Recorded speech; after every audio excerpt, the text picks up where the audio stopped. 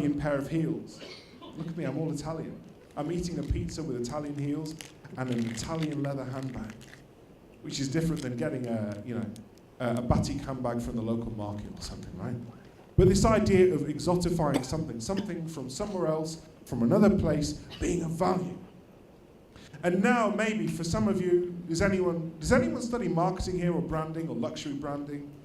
Okay, so then you'll have noticed, right, the phenomenon of, in the fragrance sector, how many designers now are coming out with fragrances with oud in them? Oud. You just want to check my Arabic, I'm sorry. You can speak Arabic better than me, obviously, right? You know the wood? The very expensive, fragrant wood.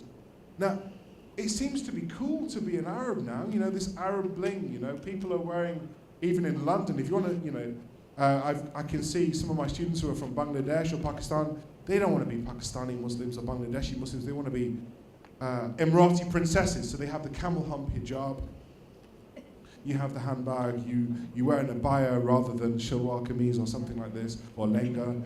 And now you've got Western people as well that are being, you know, fascinated by fragrances again. This idea of Tom Ford's Saharan Desert, or the private collection of oud and musk and all of these things, right? It's in fashion. Going to Dubai is fashionable, right? Going shopping there rather than going to Spain. So the cycles don't diminish. What I'm suggesting to you then is this new black about this? Is it about this romantic idea? This idea that, you know, often when you hear people say the new black, they mean something that's really fashionable, right? So grey becomes the new black, meaning in fashion speak that this is the new colour to hit the catwalks. You know, black used to be chic and cool, but now it's another colour. So am I suggesting that then Muslims are the new black? We are the new cool people, right? Everybody wants to be with the Muslims. Everybody wants to know the Muslims. Oh, the Muslims are really funny, aren't they? Is this what it's about? Oh, the Muslims spend lots of money. Oh, the Muslims have all the best tourist destinations. Or is it maybe some other things? The things that I didn't have a chance to talk about in my article. So, not that we're uber cool and chic, or is it the fact that this is another old debate about East versus West, black and white? And I don't really like debates on East and West because I think that we're more complicated than that, right? The idea that Western people don't know what it's like to be Asian or Eastern or something like that. You know, there's this part of the world where they're all really stupid, right? All Westerners, though, they don't understand Asians. What are all those Westerners that marry Asians? What are all those Asians that live in the West? What are they? Are they coconuts? Or are they bananas? Or I learned another term, are they apples? If you're a Native American, the equivalent of being a coconut or a banana is an apple. If you don't understand any of these terms, then I'll guide you to another article of mine where I spoke about coconuts, bananas, and apples. Now, is this what this is about? Is this about East versus West? Is this a battle about Occidentalism and Orientalism? Whether that's the exotic, or whether that's about dominating territories, right? Because then, if it's about East and West, then where does the, you know, I guess the Middle East fits there, then there's the Far East, but then where's Africa in that? I don't quite understand. Does that mean it's the West and the rest? I'm still trying to work these things out. Now, or is this about self-Orientalism? Some people have debated whether actually, you know, it's easy. If you've read Edward Said's Orientalism, he will paint this idea of the West exotifying people from the East, and not just Muslims, but the idea of creating these exotic creatures, especially looking at the identity of females and consumption objects and things like this. But then, if we look at Islamic marketing and branding and halal and this, are we actually self-orientalizing, if you agree with that definition? Are we making ourselves exotic? Do we really understand ourselves? I don't know the answer to that, but I'm still trying to work it out.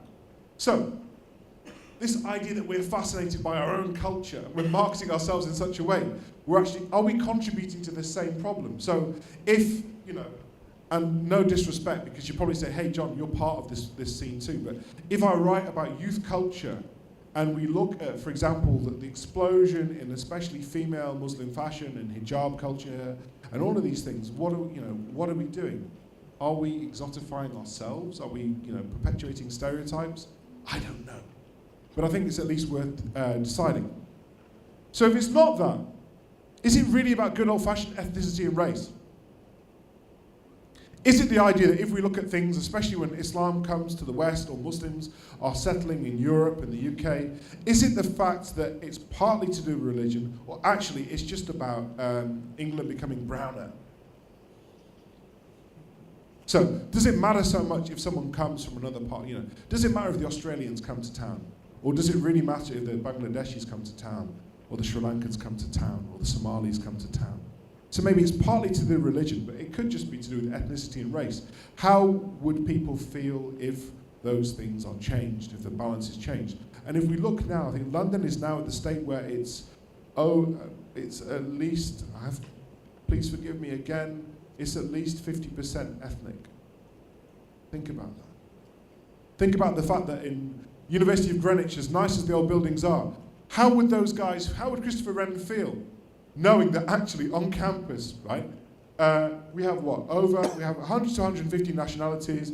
I can say, somebody asked me, yesterday, do people wear hijab? And even of my dissertation students, I think 1/4 of them wear hijab. People wear hijabs. It's not a big thing. 1 or 2 people wear veils, niqabs. It's really not a big thing. We have hijabis, we have niqabis, we have ninjabis, we have punks, we have rastas, we have all sorts of people. That is London as it is today. So, is this still about debate? So when I said, is it the new black, am I suggesting that actually, in some respects, the idea of overt racism, the idea of being racist towards a black person, people accept is disgusting, has no place in society. And probably, the vanguard behind it, if you look at Barack Obama is a shining example of basically saying, look, this is how far things have come in the United States and the Afro-American community. This is what we think about what happened in the past, right? They're practicing what they preach. So then, for a lot of people, this idea of 400 years of slavery, if you look at all of the movies, whether you watch 12 Years a Slave or Django Unchained or all of these things, these hard issues have been dealt with. So am I thinking that it's okay to still be technically racist towards Muslims? Are they the new black in that respect? So it's not necessarily about a belief system, but actually it's, for the sake of argument, right? We know that Islam's got nothing to do with ethnicity or skin color, but is it as if we're being treated like a lot of black people? Now, we don't really have time to go into some of the antecedents of the slave trade, but then I remember reading from some Pan-African scholars in the United States. For example, how many of you are aware of the fact of the percentage of Muslims that were enslaved as part of the African slave trade? Because there were a lot. Think about, if you're going to, we are looking now at how to stabilize economies. So think about the fact that when you go back towards the accounts, the first people that were enslaved in Africa were the most intelligent professionals, the people that held society together. So that would kind of be, if there was a big slave thing going on now, that would be us. Everybody in this room, they would come for us first. We're the guys with the brains. They wouldn't come for the people with the big muscles, they'd come for the people with the brains, because then you can control a geography. So now think about it now. So we have, a Muslim majority audience? Imagine you had to take all of your clothes off and be put in chains. That's what the Africans faced at that time. That's the reality that I stupidly didn't realize, because I thought to myself, from the documentaries and the National Geographic magazines that I've read, well, these people, they didn't wear clothes, and as bad as I knew slavery was, I hadn't realized that actually there were people there that could speak Dutch, that could speak German, that were doctors, were teachers, were fluent in Arabic, and there were accounts where there was somebody, he was enslaved for at least 20-something years, no access to pen or paper, and when he was freed and liberated, he wrote the whole Quran out from memory, pen and ink. That's the Muslim community that there was at that time. It also made me think as well, if those things were going on for 400 years, what about the other Muslims? Where were they? Where were our friends in the Middle East? Where were the other cultures? How could they let that happen? How could you imagine something like that happening for 400 years? Knowing that those things were going on. So please don't take this as me saying, well, this is what the West or Europe has done. Think about the self-orientalization. Think about what the Muslim community has done for itself for lots of years. So when you take all of these things into account, this is kind of my journey for the past few years of thinking, what is this thing that's going on? Because if we don't understand this thing that's going on, then we can't really affect change. Because it would be very nice to say that Islamic finance is the panacea to all, it will cure everything, or halal is tayyib and it's pure, therefore it has a market proposition. The challenge that I have as an academic or a professional is, what is the unique selling point beyond the brand or the labeling? What is fundamentally different? What is conceptually different? Think about, even if we go back to our friends in China, when Chinese management came out and they said, Guanji, there you go. There's one thing that says that you can't do business in China unless you understand that concept. How many things do we have? How much thinking have we gone under in order to be able to present, not just to ourselves, but to a wider community, what it is that we're looking at? So this new black was me thinking about these things, and the same as the graffiti on the walls of Egypt about the dark clouds. Is it an idea then that, if we don't sort these things out, things are going to get worse? Who knows? But there are things that need to be remedied. I'm going to ask you the question. I've asked it before to some of you, so I can understand if you change your mind. But there's a picture of a zebra there, which is also black and white. Hands up. Is a zebra white with black stripes, or is it black with white stripes? Hands up, white with black stripes. Black with white stripes. So we have a lot of no votes here, right? Can we do that one again? Hands up. Yeah, who cares? I'm a marketer. I'm a marketer. I've got to get you to make a decision, right? Hands up, white with black stripes. Black with white stripes. Still, I still come here and still it's the same. Okay, not all Malaysians vote, right? Just to wind you up, Indonesians are a lot easier to deal with actually. They have stronger opinions. They will vote much more openly. But it seems to be the case that still the zebra is white with black stripes. It depends what books you read, right? Apparently, zebras are black with white stripes. Biologically. Anthropologically, they could argue that actually it depends on your mindset. They might say that, if you are from, the paper that I read said, if you're from Europe, you see the zebra as being white with black stripes. And if you're from Africa, you see the zebra as being black with white stripes. And you kind of think, why, right? So my advice to you all is stop all this skin lightening, Forget that you're from maybe you have a colonized mind. Maybe it's because the British came here and messed you about that you see this zebra as being white with black stripes, Go to your roots. Look inside yourselves. So I want you to think, though, that it's probably, for most of these problems that we face, though, I use the zebra as an example, not just because things are black and white, because I think it's exactly the opposite. Things are not black and white. But most of the time when you're asked to give an answer, when you write an article, when people want conclusions, they say, is it this, yes or no? Are Muslims like this? Or is Islamic finance an alternative to this thing? And people want within 10, 15 seconds a yes or no. But the reality is not so much like that. I find it to be a lot more complicated. Now, what that means then is, on the positive note, I think there is an emerging trend. The emerging trend is brand Islam, whether we've done so by choice or not, is actually becoming quite cool, right? I've seen a lot more articles which are actually saying, Muslims can be quite cool as well. You haven't. I saw a few head shakes. Who has watched the video Mipsters? Oh, whether you like it or not, right? There have been quite a few articles. You've all got Wi-Fi. Type in Mipster, M-I-P-S-T-E-R, and either an S or a Z, depending on how cool you are, right? But on YouTube, you'll see a video that might shock you a bit. But there were some Americans and you've got ladies with hijabs and high heels on skateboards and stuff like that, right? But the whole world started, the Times newspaper contacted me and said, why are they doing this? And you've got other American news sources that were saying that this was the most amazing thing. And I wrote an article saying, well, in some ways it's quite depressing. If seeing a lady with a headscarf on a skateboard is the most amazing or impressive thing that you've seen, then really maybe we're quite boring people, right? Surely there are more interesting things that we can do. But one thing that you're noting is, though, that there is an emotional construct which has been put into, especially for the younger generation, this under 24-year population, where there is an acceptance that these people are cool. They don't know what you think. They kind of know that you want to spend money, but there is an acceptance that this is a cool population. But then what I'd remind people is, if I come to Southeast Asia, I would also say it's not just under the age of 24, right? It's over the age of 24.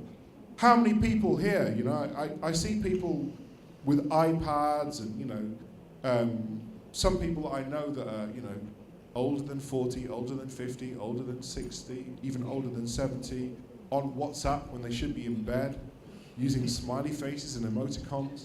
They tend to be from a certain part of the world, and it tends to be Southeast Asia.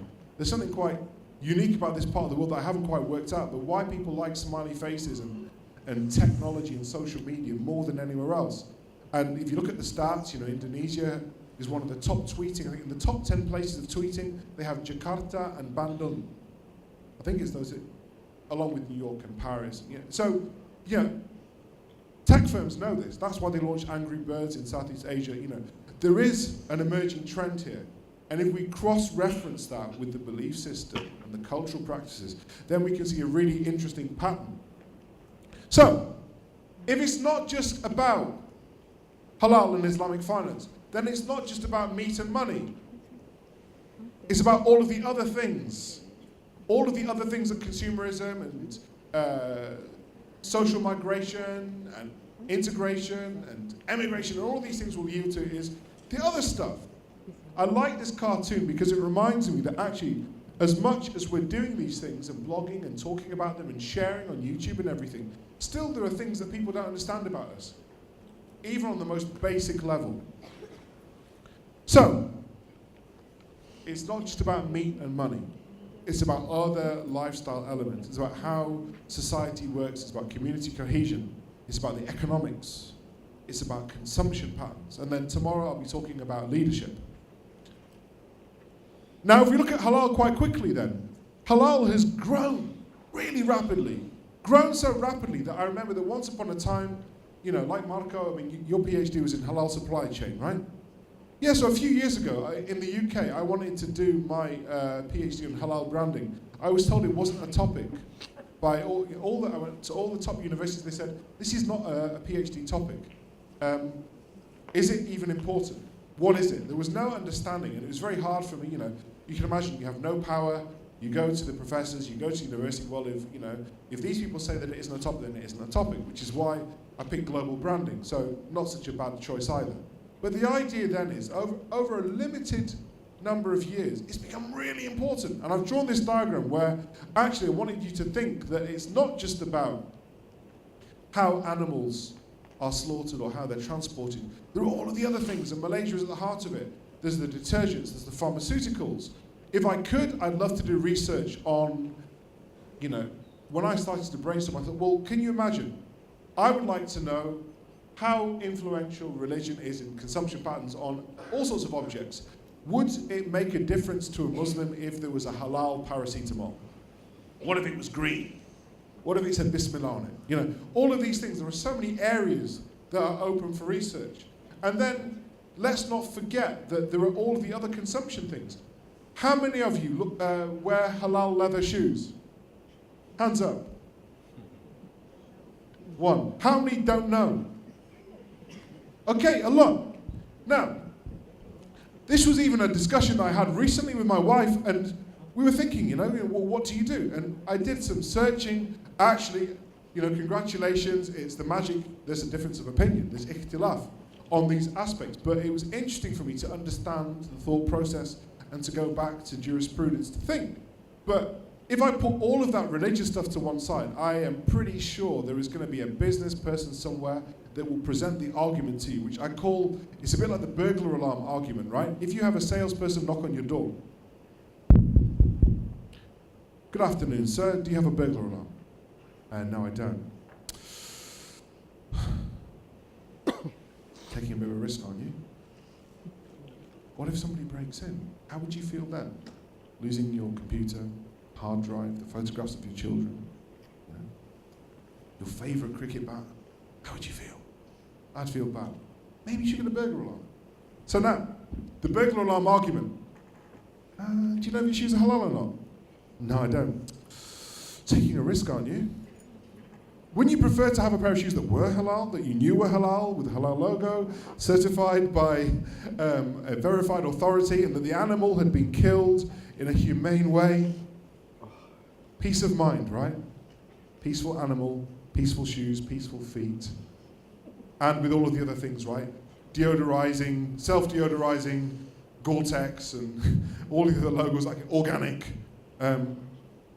So I think that actually, now that the halal bug or argument has been created as a concept, it will only grow. You're going to see halal logos everywhere, on everything. Pet food, probably. Do you have pet food in Malaysia? You do, halal. So how many people buy halal cat food?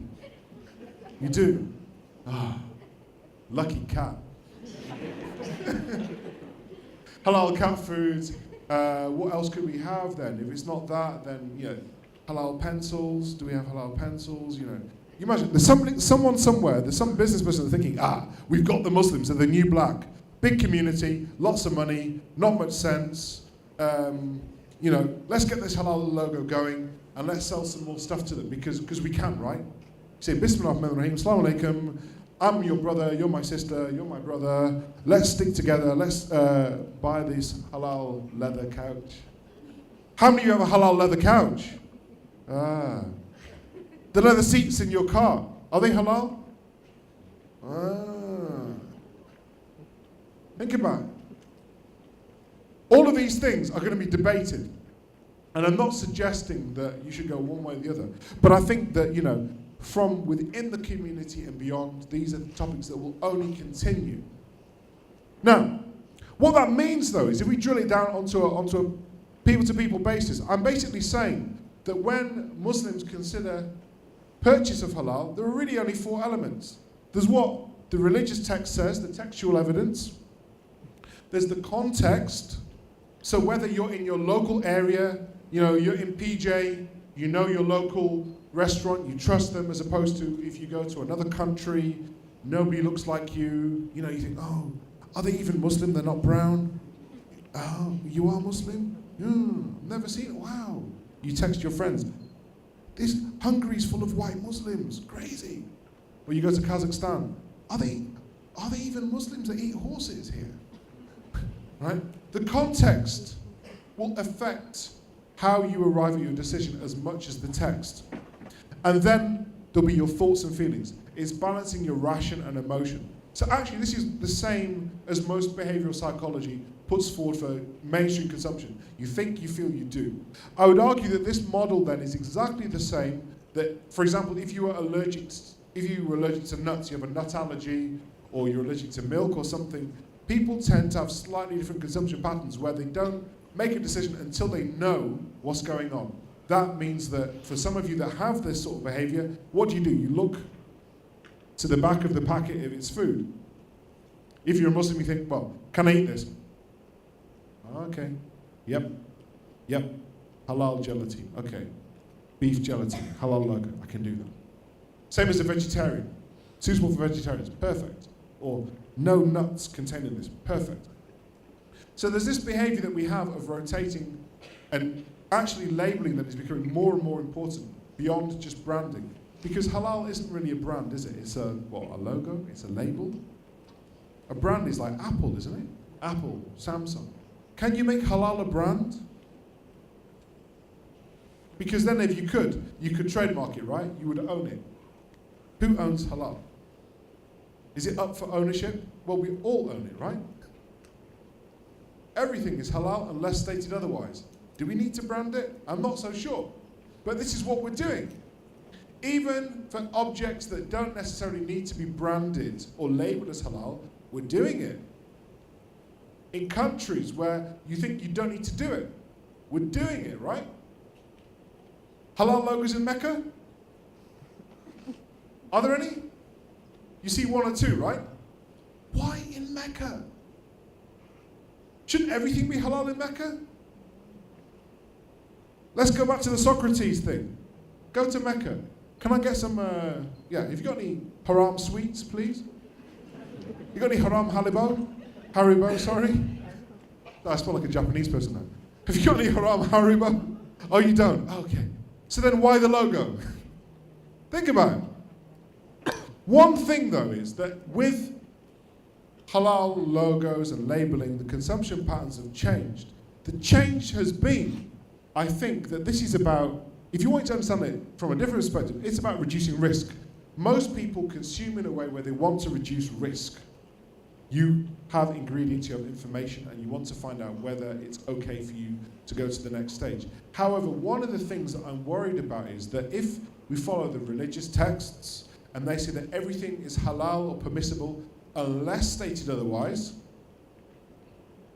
what labeling is doing to us is reversing our behavioral patterns. Everything is impermissible or haram unless labeled. Now, that means then that I started to wonder, are we becoming more frightened, more risk averse? Are we worried? And I'm not saying that that's a bad thing, yeah? Because some of you might say, well, that means that you have fear of your creator, and this is something which is a demonstration of your religious piety. And I would agree. But one of the implications is that if you stop taking risks, where does innovation come from? Where does futurism come from? Are we relegated to a community that will always copy? Never set the agenda. So all of the things that you look at in Islamic history, the idea of being revolutionary or creating new ideas or concepts or things that have influenced the rest of the world won't happen ever again. We'll always be following. So then we're subject to what somebody else does. We let them take the risk and then we purify it. How does that feel? How would that make the community feel? They're things worth considering. The other thing that I considered as well with Professor Sven Hollandsson was looking at then other theories in marketing. One of the things that I was always taught was this idea of relationship marketing. So there were two concepts. There was transactional marketing and relationship marketing. In transactional marketing, all of your activities are really guided towards helping to generate a sale, right? Once the transaction occurs, you've done what you needed to do. Relationship marketing, well, the sale signifies the start of a meaningful relationship. So that's the loyalty card, that's the email reminding you, saying happy birthday. Like, you know, one of the first happy birthdays I got was from a car insurance company at midnight. Happy birthday, Mr. Wilson. Would you like to renew, you know, I'm not telling you now, but you know, you're a valued customer, you have car insurance with us. How did that make me feel? Yeah, terrible, right? How depressing is that? Car insurance beat me to it. How do you think I felt then? You know, that even as good as relationship marketing is, there's room for improvement, right? I told you that my mother passed away. So how many times do you think that I was swearing at my computer when I'd get, why don't you buy this for your mother on Mother's Day? And I think, why don't you go to hell? All of this data on me, you still don't understand me, right? Or why don't you buy your mother a bottle of wine on Mother's Day? I've never bought any alcohol on my loyalty card. Check the data, you know? Why have my loyalty? Why have my data if you don't even interpret the data? So within the transaction, the relationship approach, I then started to think to myself, and this was on a trip with Professor Hollandsson, and we were discussing about this, and we thought, well, there is this notion that you should hold on to customers because you make a calculation, right? Customer lifetime value.